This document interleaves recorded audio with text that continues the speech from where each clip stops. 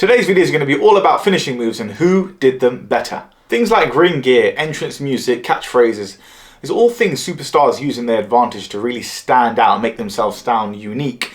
However, I think there's nothing more important than an iconic, memorable finishing move that embeds itself into the hearts and minds of wrestling fans. With the WWE being around for quite a while, the word innovation and finishing moves in the same sentence doesn't seem to be as prominent as it once was. Of course, that's naturally going to be the cycle anyway.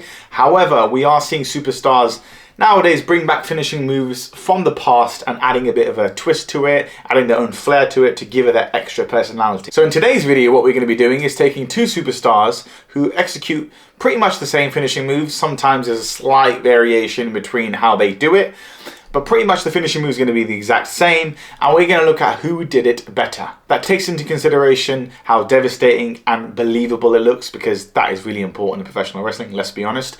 And number two, the style behind it and the overall execution. So let's get stuck into it. First and foremost, we've got two superstars that are no longer active on the roster. They're both legends in their own rights. One of them took his old time to finally leave the active roster, and the other one's his half-step brother. You probably know who I'm talking about, The Undertaker and Kane. And no, it's not the chokeslam. We're actually going to be talking about the Tombstone Piledriver, which is, in my opinion, the greatest finishing move of all time. To start off with, we'll touch on The Undertaker, considering he's really put the Tombstone Piledriver on the map and made it really that iconic finishing move that it is today. The Undertaker's always executed that move with grace, of cinematic aspects to it, and it's always his ultimate finisher. And what I mean by that is he uses other things like the chokeslam, the last ride.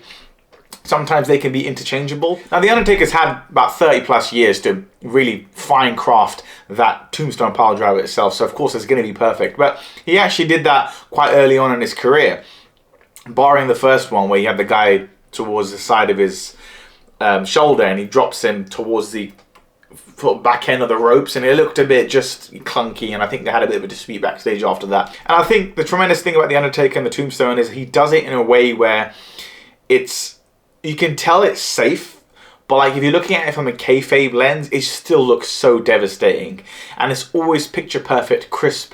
There's a sort of smooth motion and transition to when he gets the guy onto his shoulders, puts him straight in the position and drops him on his head. So I think there's nothing for me to sort of critique in terms of The Undertaker's Tombstone Piledriver. So I'll move on to Kane's.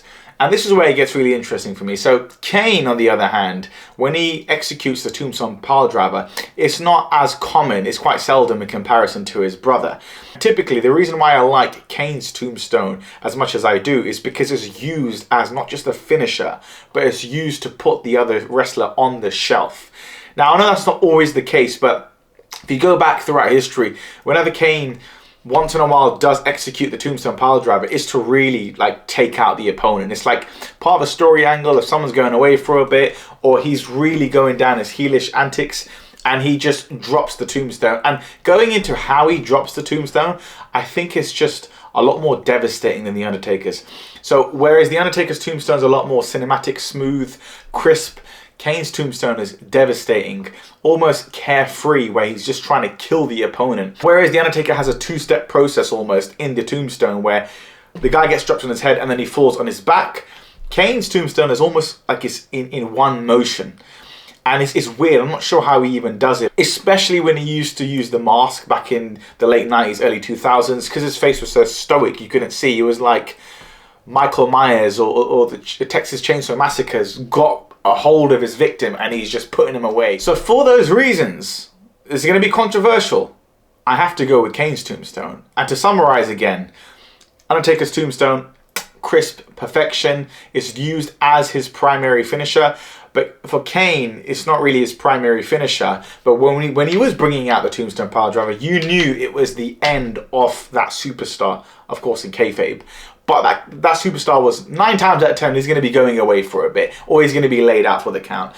So because of that, I think it also suits Kane's sort of character and how he opposes The Undertaker. Whereas The Undertaker's a certain part of the light, Kane's a certain part of the darkness, and vice versa. And I think that fits into how Kane's distinguished his Tombstone Piledriver very uniquely and differently from The Undertaker's. Next up, we're going airborne with the iconic Frog Splash. You probably know who I'm going to be talking about here in terms of the two superstars, Eddie Guerrero and Rob Van Dam with his 5-star Frog Splash.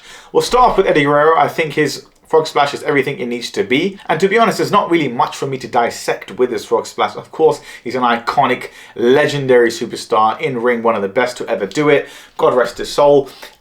But when it came to his Frog Splash, if you're going to put it in comparison to the likes of someone like Rob Van Dam, there's so much more you can delve into when you're dissecting the Frog Splash of Rob Van Dam's versus Eddie Guerrero's. So with Eddie Guerrero, it's pretty standard. He hits it, doesn't really twist too much into the air. He gets decent elevation, hang time's okay. But when you really compare it to Rob Van Dam, it was like Rob Van Dam was on crack some of those times, because not only did he get elevation, he got ridiculous hang time, and he managed to get these 5-star Frog Splashes out of corners and angles where you wouldn't think is humanly possible. So not only would the other guy be on the other side of the ring, literally towards the other side of the turnbuckle, he would also spin and twist his body. So he would get like this, I don't know, aerodynamic sort of aspect and a velocity behind it before he collides on the opponent, which I always thought just looked so crazy. It looked like you were, every time Rob Van Dam laid out the 5-star Frog Splash, it looked like you were playing a video game. And not like the standard video game. I'm talking about that crazy, cringy All-Stars that they had where everything was over the top. Rob Van Dam's finishing move, the Frog Splash, looks over the top every single time. And because of that, I'm going to have to go with Rob Van Dam. Next up, we've got a finishing move that you guys probably would have guessed would have had to made it in this video. I think this video would have been incomplete if I did not include this. Of course, the spear that's been done by, Jesus Christ, like so many superstars out there. I have got 2 categories for this, I'll be honest, because one category is not enough. Like, the dispute for who has the greatest spear lives on, and it only grows and intensifies because we've got current generation and potential long-term future stars as well that are utilizing this spear. So the first category of spears we're going to be looking at are Bron Breakker and Goldberg. Now, off the back of this, Bron Breakker and Goldberg's spear can be probably categorized, throw Rhino's gore into there as well. And this category of these 3 superstars hitting a spear / gore, whatever you want to call it, is probably the more devastating side of the spectrum when you compare it to the counterparts like Roman Reigns' spear, Edge's spear, which I'll get into later on. But with Bron Breakker and Goldberg, and of course Rhino as well, these spears tend to be very legit looking. And because Bron Breakker and Goldberg come from like a football background, it has that legit aspect to it where you really feel like, okay, cool, this is what they practiced on the field, and now they're coming and decimating the opponents. So in terms of style, I'll probably get into that a bit more with like the likes of Roman Reigns later on. But in terms of who takes it between Bron Breakker and Goldberg, that's been an ongoing discussion as of especially this year, because Bron Breakker's hit some gnarly spears this year. Of course, we're talking about the iconic one with Carlito, some of his other ones on the ramp as well. His in-ring ones are tremendous. His ones where he goes through the barricade are also tremendous as well. In fact, I think what I like better than the barricade ones are the ones where he sort of goes around the ring and he meets the other opponent on the other side of the ring, just in front of the commentator table. Those ones are just picture perfect because there's nothing to absorb the impact behind the opponent, whereas with the barricade they can kind of absorb it. Those spears are probably my most favorite of his. His in-ring ones are tremendous. What I will say with Bron Breakker's spear, although majority of his spears just look sickening, he's had a couple of spears where you just like the in-ring ones, and I think some of them are where he launches himself and he does the whole 23 miles per hour back and forth on the ring ropes. I think those ones are sometimes hit and miss, and I know I'm nitpicking here, but that's the whole concept and idea of this video. Now, Goldberg's of course had a lot more runway and time with the spear versus the likes of Bron Breakker, who's still in this sort of younger phase of his life. His life. Well, actually, yeah, he's quite young, but also his career. From my recollection, pretty much any spear that I see of Goldberg's, it always just looks like he's really trying to take the guy out, like legit. And you probably wouldn't push it past the chat, because you just ask Bret Hart, like Goldberg's not the most polished and safest worker in the ring, and of course wrestling wasn't his first love. To be fair, I don't think it ever was his love. He may have fallen in love with it afterwards, but football was his thing. Of course, that didn't work out. Then he transitioned into becoming one of the top stars in WCW in the late 90s. And ever since then, his moveset has been very conservative. However, it's been very effective and it's been very fun to watch. So again, it's hard for me to critique Goldberg's spear in a negative light, as in like some of his, yeah, sure, he's probably had some stinkers in there, but for the most part, his whole library and portfolio just seems to be devastating. Some of the top ones that come to mind are the ones he hit on Christian when he debuted on Raw. Of course, this was a few months in, and I think he was feuding with Triple H at the time. This was after his feud with The Rock. And he just completely annihilates Christian. Christian's obviously getting the chair over, trying to get the chair over Goldberg's head to no avail, and he just crushes him in the ring. You've obviously got the one with Dolph Ziggler a few years ago, 2019 SummerSlam, which was iconic. Of course, Dolph Ziggler does sell. But I think with Goldberg, he's just got that sort of football field instinct in him, because this is true love, that comes out and it translates into wrestling and it makes it so legit. So because of that, believe it or not, initially when I put these two classes together, I thought Bron Breakker, because he's like, you know, the most vivid and everyone's talking about his spear, but Bron Breakker hasn't had that much time with a spear, and I've seen more meh spears, believe it or not, with Bron Breakker than I have with Goldberg. I'm not saying Bron Breakker is not as good as Goldberg. I think Bron Breakker is leaps and bounds a better wrestler in every sense of the way you rank a wrestler, better than Goldberg. However, when it comes down to the spear itself, I think Goldberg still holds the crown. That will probably eventually change, but I need a bit more consistency from Bron Breakker. We're sticking with the theme of big men here, and we're going to be going into the iconic chokeslam, which probably is like in my maybe top 5 finishing moves of all time. We're going to be comparing two absolute behemoth units in The Big Show and Kane. And the reason why I selected these two lads over the likes of, you know, like The Undertaker, who also uses the chokeslam in high stake positions and situations and matchups, primarily because Kane and The Big Show uses the chokeslam as the ultimate finisher. Whereas The Undertaker, it's part of his portfolio, his library, but he doesn't tend to finish off a lot of the matches. He sure has, but majority of his matches are finished by the Tombstone. I think Last Ride's finished more matches than the chokeslam when it comes to The Undertaker. Of course, we're sort of alluding to his time as the American Badass. Now, having said that, for those reasons, I've gone with Big Show and Kane. We'll start off with the Big Show's chokeslam. Of course, naturally, with Big Show being as big as he is, he's got a couple of inches over Kane as well. Just adds to the elevation and the height that he can get on a chokeslam. And what differentiates Big Show's chokeslam over the likes of other superstars, including The Undertaker and Kane, is that he holds the opponent up there for like quite a while. And then when he lands, sometimes he'll go down on his knees as well, just to kind of give the extra impact. And it just feels like this colossal King Kong human being, like just coming down with so much velocity and strength where the guy's laid out. So overall, a top tier chokeslam. When we look at Kane's chokeslam, of course that's his primary finishing move. He's used that probably 85% of the time or more throughout his career as the ultimate way to finish his matchups. Of course, like I mentioned, he did seldom use the Tombstone Pile Driver. That was more towards like an angle as opposed to like finishing the match and actually getting the win. When we're looking at the two libraries of both these giants, really, like if you just type it onto YouTube, like who has the greatest chokeslam, and you see the compilations of all these superstars that I mentioned, including The Undertaker as well. And The Undertaker's chokeslam, I'll give it an honorable mention. Like when he does deliver it, he's hit some absolute bangers. Like I think on Brock Lesnar in 02, when he had the chain around him, like that was crazy elevation. And typically Undertaker's chokeslam is quite differentiated as well, in the sense of like a lot of the time when he holds the opponent up, he'll hold him up straight, and like the opponent's legs are just kind of like straight as opposed to 90-degree angles, typically like with a Kane chokeslam. Triple H always took a chokeslam like that. Whereas Kane's chokeslam is just the guy's legs are, you know, towards a 90-degree angle, and he's got him like literally like close towards his upper back, his neck area.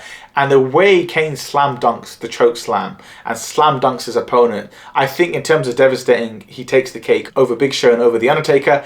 And elevation as well, I think 9 times out of 10 he's taking it. When Kane hits a chokeslam, it just feels a lot more monstrous, especially his earlier years, like when he was built like an absolute unit coming out with a mask. His chokeslam on the likes of like X-Pac. He also hit this one on a random clown. I'm not sure if you guys remember, back in like 2007 I think it was, he had a brief feud with Edge, and like they were doing the whole Mardi Gras thing outside in New Orleans, and one of the mascots had like this this clown sort of dress up. You can find it on YouTube. If you type in Kane's best chokeslam, it'll come up in there.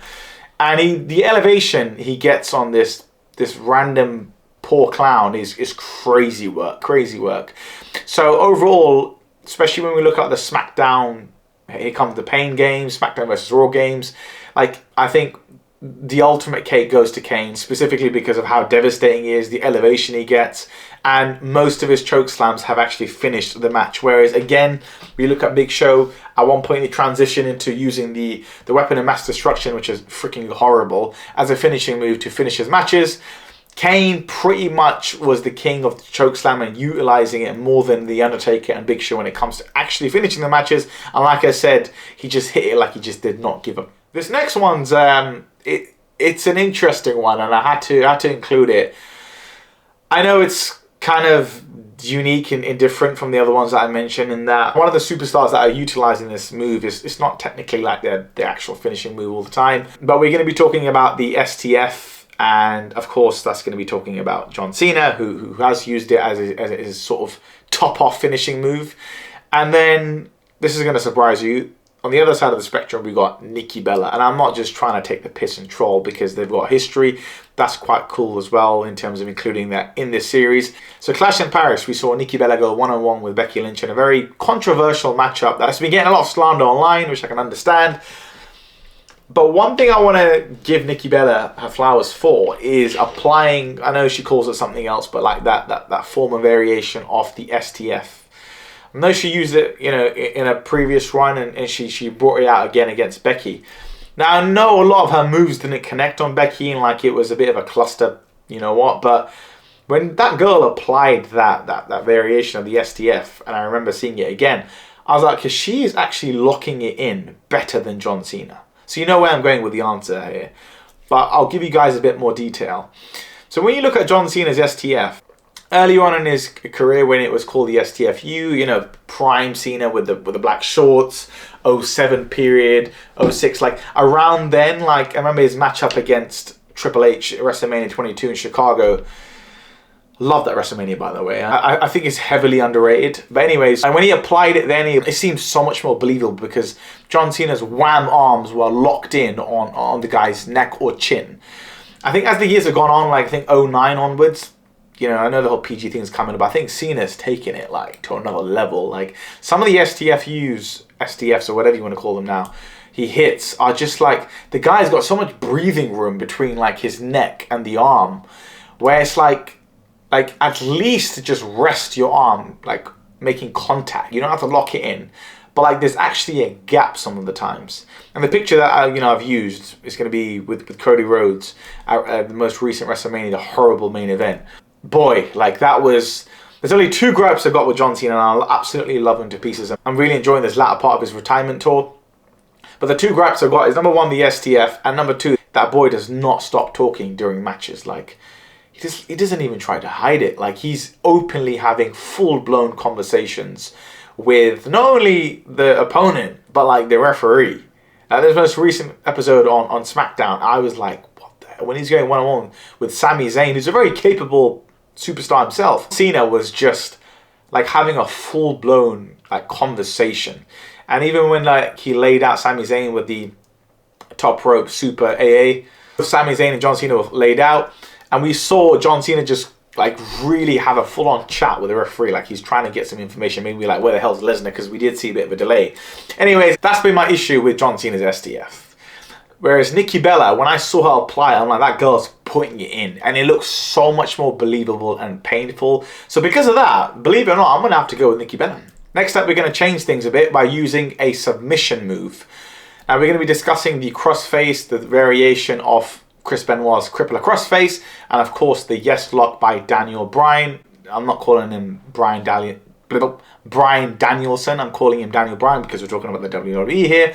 Now I'll start with the Yes Lock itself. I think Daniel Bryan being, you know, a smaller lad and you know, typically throughout a lot of his WWE career in the early and mid 2010s, he was of course the underdog.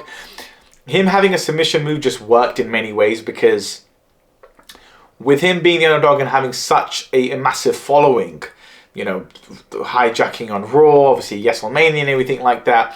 We really looked at the submission move as a moment where everyone got up off their asses and they were clamoring. They were just waiting.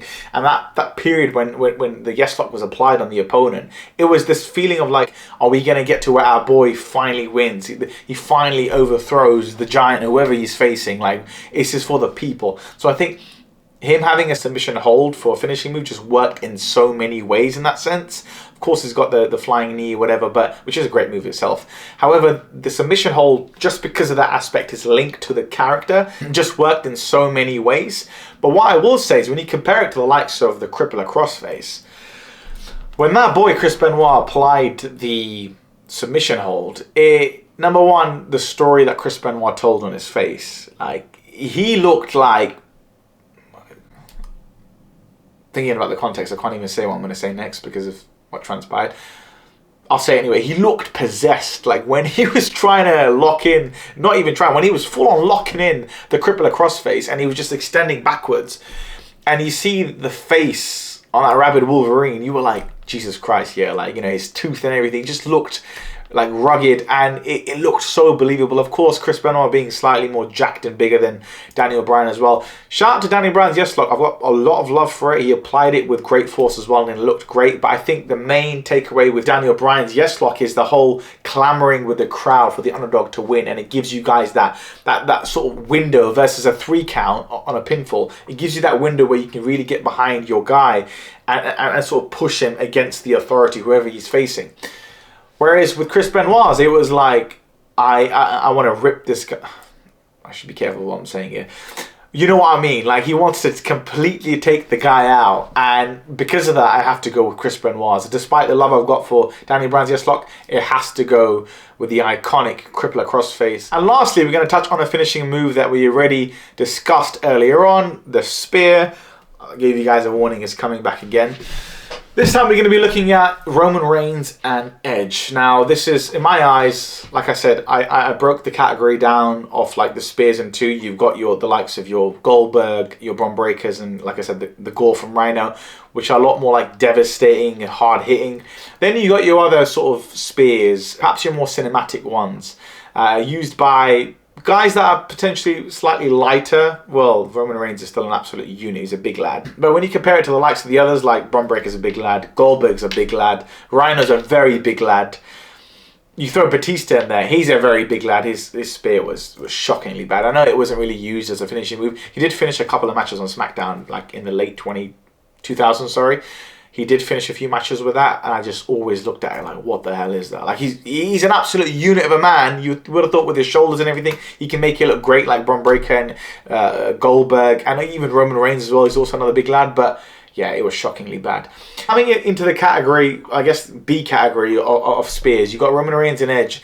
And I think what makes their spears a bit more unique, they're not necessarily looking like it's going to kill the guy. There's a bit more flair to it. So we'll start with Edge's spear. The reason I go with Edge's spear first is this is probably the spear that's garnered the most amount of hate when it comes to discussing how good somebody executes it. Now, I can understand when you're comparing it to the likes of, like I said, Goldberg, Bron Breakker, Roman Reigns as well. But I think what we're missing here is Edge differentiating himself, not only as a character, but also his finishing move. The spear is a perfect finishing move for a heel like Edge because it can come out of nowhere. And it's also devastating, but I think what Edge added to it to make himself stand out from like the bigger hard-hitting lads is it worked with how sly and heelish his character was. Like, he didn't need to have like a spear where it looked like it killed the guy. It just needs to be out of nowhere. And his build up to the spear, like pulling his hair and that crazy look in the corner, again, that allowed him to really differentiate himself from the rest of the pack. And him being more of a slimmer build as well, that spear worked. There was still impact. Like, if you legit give yourself a chance and not listen to the rest of the online community and go back and look at some of Edge's spears. I'm talking about specifically against The Undertaker around like SmackDown 07-08. The sort of streak match they had at WrestleMania 24. Like, that match was a tremendous match, as we know. But when Edge hit the spear after, like, you know, his edge heads walked in, Hawkins and Ryder, I legit thought the match was over. Before the Hell's Gate was applied, I thought, okay, the Undertaker's streak is actually in jeopardy. And the spear contact that he hits on the Undertaker, who's obviously a big lad himself, like, it was believable. So whenever people are like, oh, AJ's spear just looks like a hug, yeah, okay, he doesn't elevate himself and like go completely horizontal like a lot of these other guys do. But again, that makes him stand out. And considering he's more of a heel as well, that just works and he still gets impact. So I have to give brownie points to Edge's spear. And then we move over to Roman Reigns' spear. He tends to be slightly lower in the rankings for most people when it comes comparing himself to Goldberg or Bron Breakker. But I think what makes Roman Reigns, in my eyes, his spear, the best well-rounded spear. I'm not saying he has the most devastating. I'm not saying he has the most hard-hitting. I'm saying he has the best all-rounded spear. He has the best of both worlds, so I'll explain. He gets, number one, enough impact, right? Especially in his early Shield days, like the way he would just make contact into the guy was just perfect. He had the long hair and everything. He still has the long hair, but like he has the long hair and it just makes it look so like hard hitting. Another thing that Roman Reigns really adds in is the flair and the cinematic touch to it. And the way he just leaps in, it just looks like sometimes he's doing it in a bit slow motion. So I think he gets the most points for style for sure. And he's still got some aspect of impact in there as well. So I think in my eyes, he has the best all-rounded spear. Again, I wouldn't say necessarily it's as exciting as seeing Bron Breakker take someone out on Raw, just in terms of impact, but overall Roman Reigns' spear is always beautiful to watch, and I think it translates so well, especially again in video games. It just comes across picture perfect and crisp. So for those reasons, I have to go with Roman Reigns. And that's it for this video. I'll catch you guys in the next one. Peace.